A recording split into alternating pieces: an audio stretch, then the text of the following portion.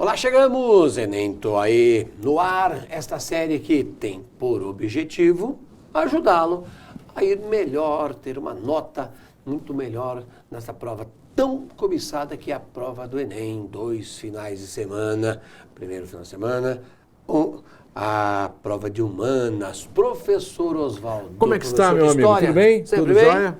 Tudo tranquilo, sempre bem tranquilo. Sempre bem.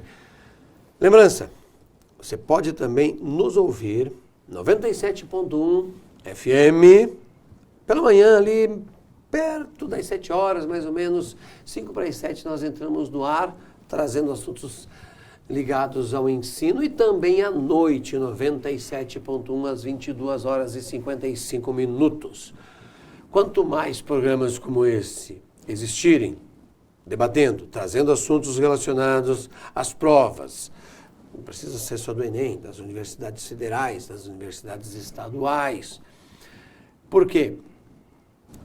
Por meio dessas provas, por meio dessas questões, nós debatemos assuntos ligados ao nosso dia a dia, ligados ao seu vestibular.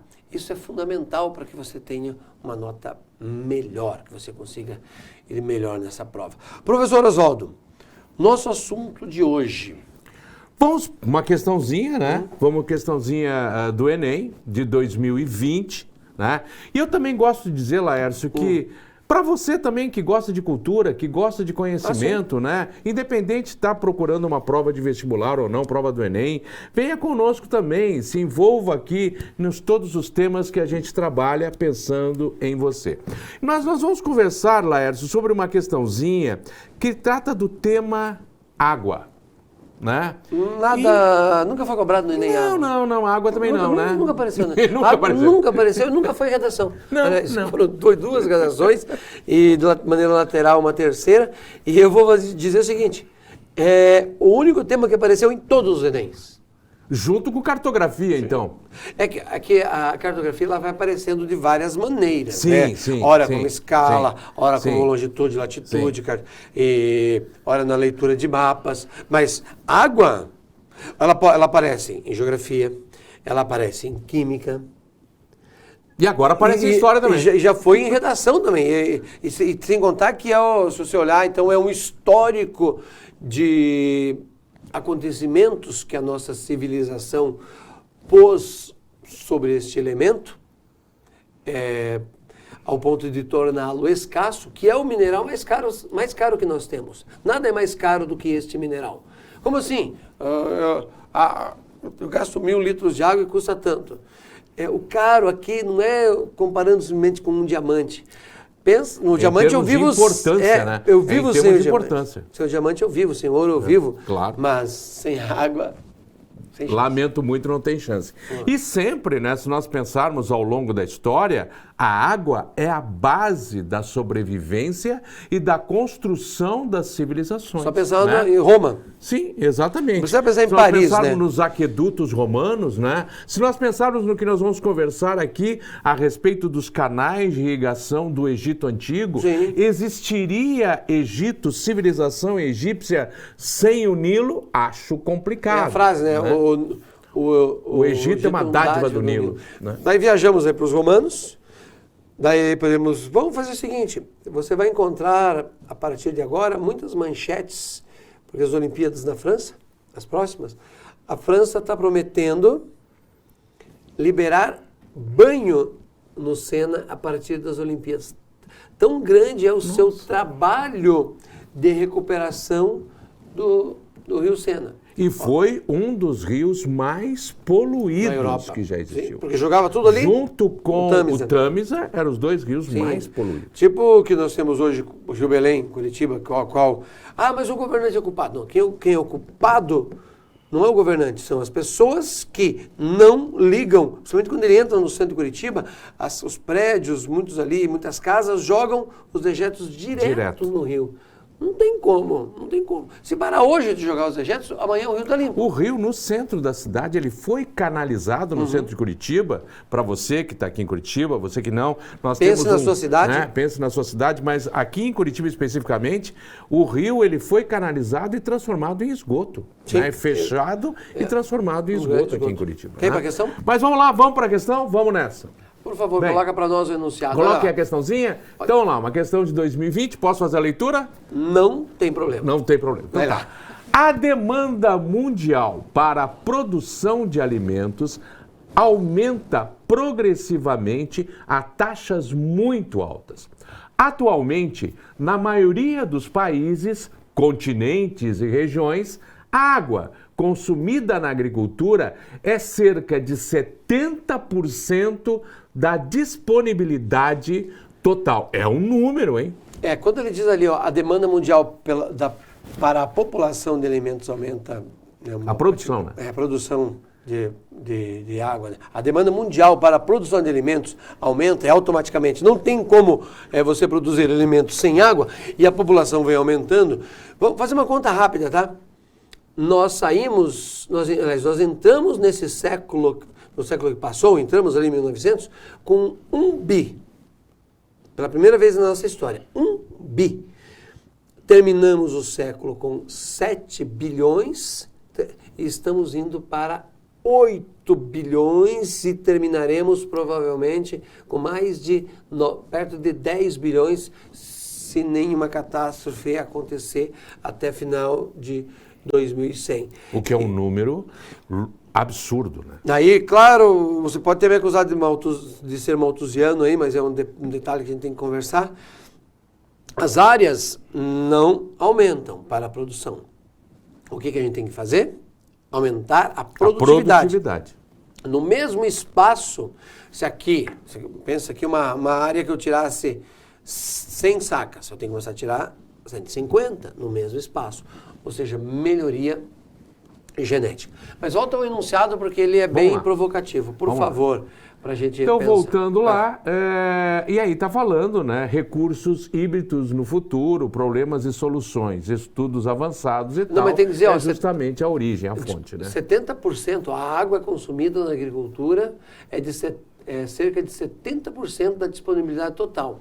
Lembrando, que é um número impressionante, volto a dizer. E nesses 70%, fica olhando para esse número, 70% da disponibilidade, do que existe. Tá? Agora, como assim? Agora faz uma outra leitura desses 70%. Pensa em 100 litros. 100 litros de água, se o planeta só tivesse 100 litros. Desses 100 litros, 97,5, seriam salgadas. Só sobrariam 2,5. 2 litros e meio. E desses 2 litros e meio, uma parte está congelada no Polo Norte e no Polo Sul, outra parte está em aquíferos, sobrando uma quantidade mínima nos rios e lagos, a chamada água doce, porque de doce não tem nada. Quer dizer, né? Então a gente pode pensar, como você está puxando esse pensamento, esses 70% que está colocado ali já é 70% de um mínimo do mínimo. De um pouquinho. É o mínimo do mínimo. De um pouquinho. E com o problema, jogar muita água na terra vai deixar a terra salgada. Como assim?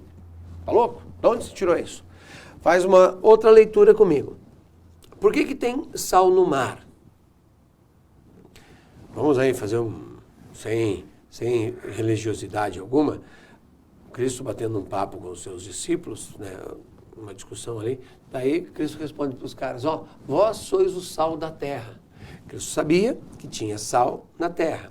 A água da chuva não tem nada de sal. Tem uma partícula no meio da gota, mas não é sal. E essa gota, quando cai no solo, ela retira o sal, dissolve o sal, leva para o fundo do rio e vai para o oceano. E daí do oceano, ela sai sem sal, vai acumulando. Guarda isso. Se eu pego água do rio, que foi lavada, que é resultado de ter lavado o solo, que tem um pouquinho de sal que iria levar para o oceano e jogo num determinado terreno, e nesse terreno não entra água da chuva praticamente, ou entra menos do que é o que eu estou colocando, a água vai sair dali só por evaporação. Exato. Vai acumulando sal. Ao longo de 2 décadas, esse solo pode se tornar um solo níveis de sal altíssimos, o que torna inviável para a agricultura. Torna improdutiva a terra também. Então, é um conflito muito grande na hora de fazer a irrigação. Por quanto tempo você vai fazer, como vai fazer, e de vez em quando chove para dar uma tirada desse sal aqui, para que esse solo não fique salgado.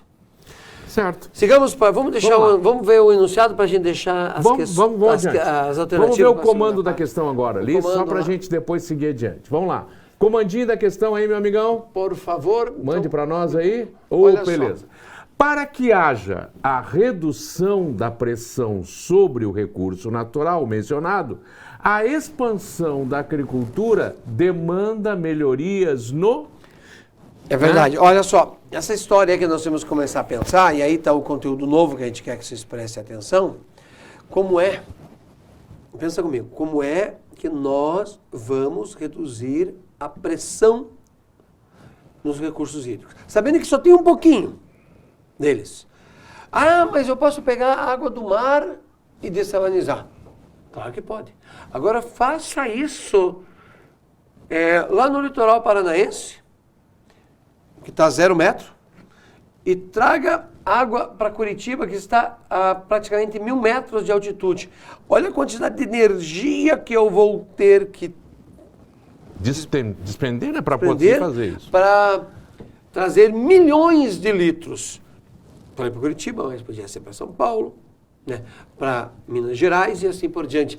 Então, já passou da hora de nós nos conscientizarmos da importância da água. Já mais do que passou. E, como já está passando também o nosso tempo para fecharmos este bloco, né? Fica aí o convite para que na próxima etapa a gente venha conversar. Combinado? Então, já voltamos e nem tô aí.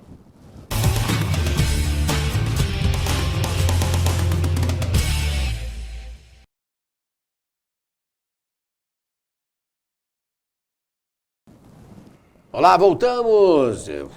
Eureka, eu nem tô aí, a série na qual a gente vem debatendo assuntos ligados ao Enem. E nesse bloco nós estamos falando da água. Vários pontos, Oswaldo e eu, professor Oswaldo e eu, colocamos no bloco anterior. Lemos o enunciado, lemos o comando, né, dessa questão. E um detalhe, Oswaldo, que eu preciso lembrá-los aqui. A água, ela está presente nas ODS, nos Objetivos para o Milênio. Por exemplo, no Objetivo 11, cidades sustentáveis. Só vamos ter cidades sustentáveis se cuidarmos da água. O consumo responsável, que é o 12, se cuidarmos da água. A quantidade de água que é usado para fazer um jeans, para fazer papel branco. Então, embora na questão a gente esteja tratando da agricultura, mas a agricultura produz papel, sim, a agricultura produz exatamente algodão, e assim vai. Né? A quantidade de itens,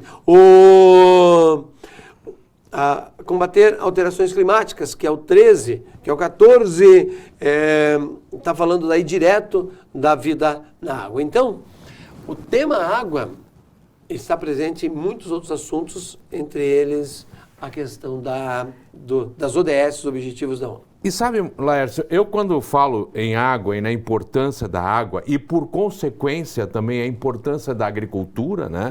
Porque a agricultura, ela é gerada a partir da água. Quanto Sim. mais água você tiver, mais agricultura você tem, né? Se nós pensarmos no homem passando do paleolítico para o neolítico, qual é a grande transformação que nós vamos ter no período neolítico, também chamado de da pedra polida, né? Nós vamos ter justamente a agricultura, né? O homem se tornando agricultor, e isso veio a partir da utilização da água. Aí eu gostaria de enfocar, vai adiante nas imagens para nós, meu amigão, me mostra aí a imagem que nós separamos sobre o Egito. Aí vamos dar uma adiantada só rapidinho, mais uma, e chegamos às pirâmides do Egito.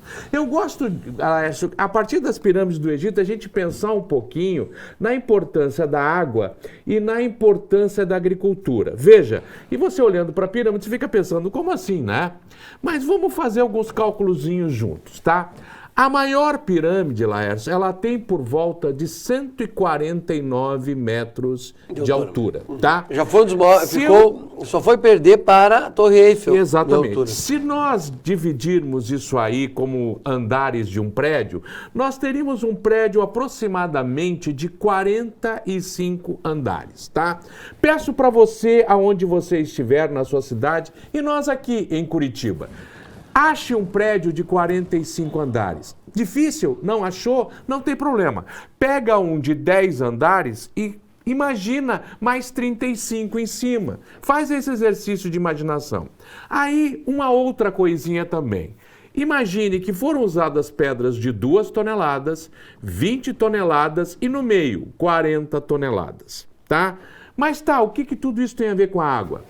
Imagine as grandes quantidades de pessoas que eu precisei para a construção da pirâmide, mas não somente para a construção, para cortar as pedras. Para transportar as pedras. E veja, essas pedras, eu estou em terreno arenoso, eu não posso empurrar pedras sobre a areia. Tente fazer isso. Pegue seu carro, deixe na beira da praia, quando a areia encostar no fundo dele, tenta empurrar o carro para ver se você não consegue. Não faça isso, não faça isso. Não faça isso. Não vá pela ideia do não faça isso. Mas veja assim, ó, aí você vai ter que pavimentar o solo. Então você vai ter que ter centenas ou milhares de pessoas pavimentando o solo para que as pedras sejam passadas por cima do solo. Desse solo pavimentado. Já se sabe hoje, por algumas imagens, Laércio, já se sabe hoje que e tem uma imagem mostrando isso para nós lá nas pirâmides, de uma estátua sendo carregada. Essa estátua tem pessoas puxando na frente, pessoas empurrando atrás e umas outras pessoas derramando alguma coisa, o que provavelmente é algum tipo de óleo para ajudar a deslizar. Mas aí você deve pensar o seguinte, que é uma construção com praticamente 45 andares. Então você vai ter que fazer rampas. Essas rampas terão que ter uma certa inclinação. Automaticamente também terão que ser pavimentadas. Isto é, você já parou para imaginar as milhares e milhares de pessoas que eu vou ter que ter trabalhando numa construção de uma pirâmide e automaticamente eu vou ter que dar sustento a essas milhares de pessoas e esse sustento virá dessa agricultura e dessa agricultura que só é possível por conta do Nilo e das enchentes do Nilo e do grande volume de águas do Nilo. Perfeito, perfeito. Agora volta para aquela imagem anterior ali que está o Norman Borlaug e o livro do Thomas Malthus, por favor. Volta mais uma? Aí é interessante a gente ver 2 personagens aí que você tem que dominar. O Malthus, né, ele foi o primeiro a dizer o seguinte: alimento cresce em PA e população cresce em PG. Então, progressão aritmética, progressão geométrica. Alimentos, 1, 2, 3, 4, 5, 6, 7, 8, 9, 10. População, 1, 2, 4, 8, 16, 32, ou seja, cresce mais rápido a população. O Norman Borlaug, o Malthus é no início da Revolução Industrial, e o Norman Borlaug, ele é dos anos 50, 60, e chega para nós a chamada Revolução Verde nos anos 30. Nos anos 30, desculpa, 70 e 80 vai chegar a Revolução Verde para nós. Esse senhor ganha o Prêmio Nobel da Paz por ter aumentado a produção de comida do planeta. A produção de comida que ele conseguiu aumentar foi melhoria genética, Claro, tem que ter água para este local, para abastecimento, melhoria de sementes, né, com a melhoria genética, depois se espalhou para os animais e assim por diante. Então, o pensamento malthusiano hoje não vale mais, e tem o pensamento econeo-malthusiano, que diz o seguinte: Malthus conseguiu produzir mais comida do que a gente consegue comer, mas tem meio ambiente para tudo isso? Os econeo-malthusianos questionam se há ambiente para todo esse processo, para toda essa exploração. Que já é uma nova questão completamente adiante, né, do que ele propôs inicialmente. Sim, né? e justamente a bronca está, o principal de todos, é a água. É a água.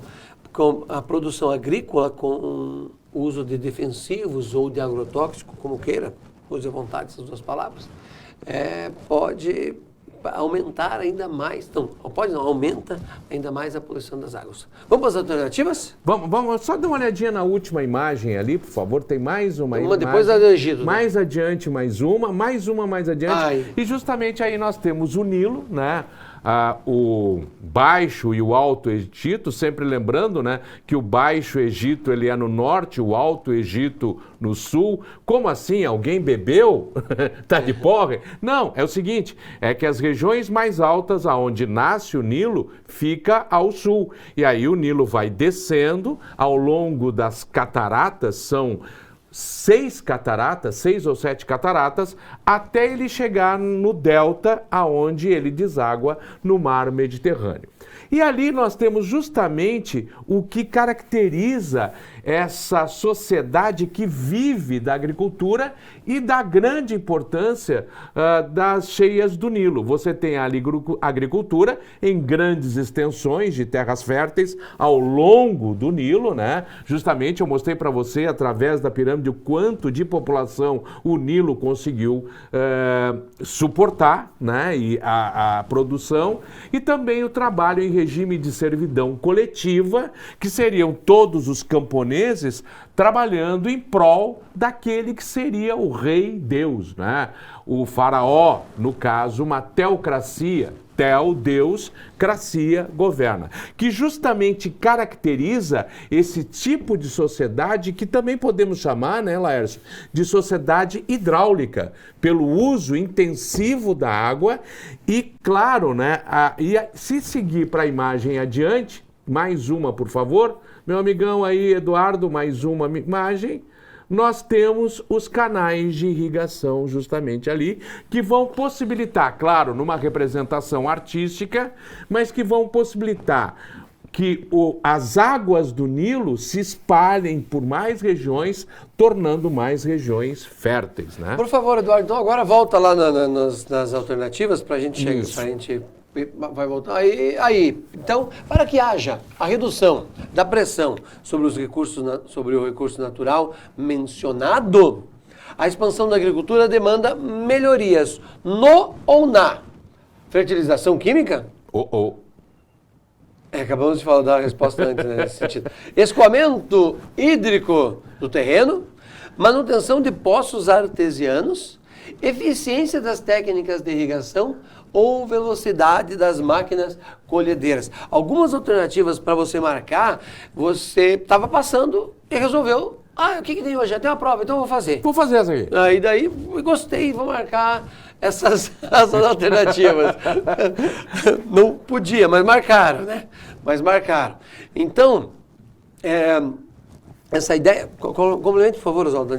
Mas veja, só ia comentar sobre as alternativas, né? Que, de novo, nós temos algumas alternativas que caem completamente velocidade fora da colhedeira é ótimo. Por exemplo, fertilização química do solo, acho complicado, né? Velocidade das máquinas colheitadeiras. Eu fico imaginando os caras fazendo um rally de colhedeira. Já imaginou? Um rally de colhedeira. Colheitadeira Fórmula 1, né? Correndo rapidamente. E aí não sobram textos, o escoamento hídrico do terreno, e eu acho que aí, né? Veja, essa questão poderia dar uma dúvida. Essa não está totalmente errada, mas você cuida para que você não tenha erosão. Escoamento é para outra ideia, para não mexer na questão da erosão. Exatamente. Voltando lá, meu amigão, manutenção de poços artesianos. Eu fico imaginando o cara enchendo o poço, né? Artesiano de novo. Então, automaticamente só nos sobra uma, Sim. né? A eficiência daquilo que nós estávamos mostrando na imagem anterior, exato. né? A eficiência das técnicas de irrigação do E solo. são várias, né? Por exemplo, se você tem um pivô. O pivô é aquele... Quando você olha numa imagem, tem um cano, tem uma roda nas pontas e um cano longo que fica esguichando água. Se ele for muito alto, até essa água chegar sobre a planta, há muita evaporação. E também pode ser o gotejamento, para que você aproveite mais. Professor Oswaldo, fechamos La Cuenta? Fechamos La Cuenta. Pessoal, valeu então. Muito obrigado pela estar aí do outro lado, nos ouvindo. Lembrando que você pode também nos ouvir 97.1 Eureka no Rádio. Legal? Legal. Grande abraço, até a próxima.